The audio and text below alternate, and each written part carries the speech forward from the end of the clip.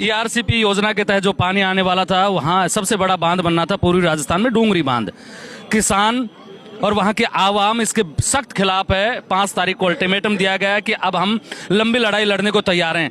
अगर डूंगरी बांध पे बांध नहीं बनता है तो राजस्थान का जो पूर्वी हिस्सा है, यहाँ पानी आना नामुमकिन हो जाएगा। कैसे समेटे? मैंने स्वास्थ्य के बारे में इसलिए पूछा क्योंकि आप गृह राज्य मंत्री हैं और राजस्थान भर के जो तमाम क्राइम की जब खबरें आती हैं तो लगता है कि राजस्थान का जो स्वास्थ्य है वो कमजोर है।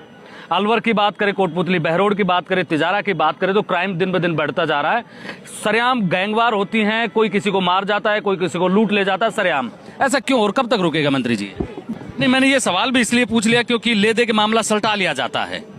पुलिस मेहनत करती है, फिर ऊपर के स्तर पे सब, क्योंकि पैसा बहुत है इस मामले में, इस वजह से मैंने पूछा। राजस्थान में किसानों के हालात भी बड़े दयनीय हैं। हाड़ौती की बात करें तो फसलें नष्ट हो गई थी, मुआवजा नहीं मिला।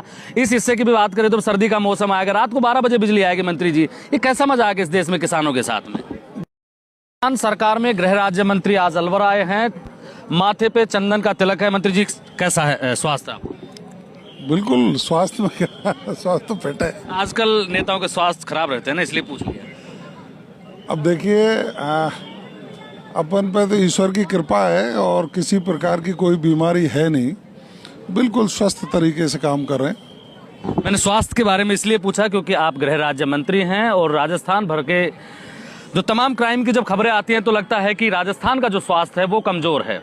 अलवर की बात करें, कोटपुतली, बहरोड की बात करें, तिजारा की बात करें तो क्राइम दिन ब दिन बढ़ता जा रहा है। सरेआम गैंगवार होती हैं, कोई किसी को मार जाता है, कोई किसी को लूट ले जाता है सरेआम। ऐसा क्यों और कब तक रुकेगा मंत्री जी?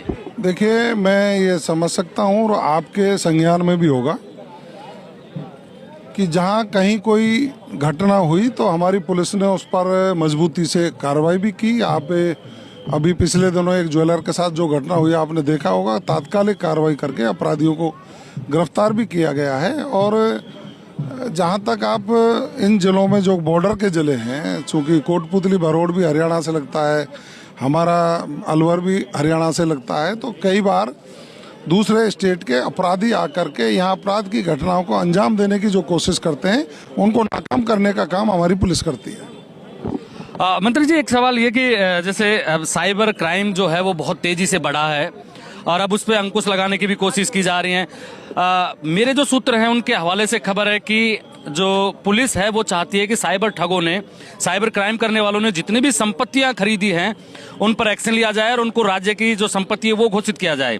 अगर ऐसा कोई प्रावधान पुलिस लेके आती है, क्योंकि जनता तक तो आएगा नहीं, अगर ऐसा कोई प्रावधान, ऐसा कोई विजन पुलिस लेके आती है तो क्या गृह राज्य मंत्री होने के नाते आप इस बात पे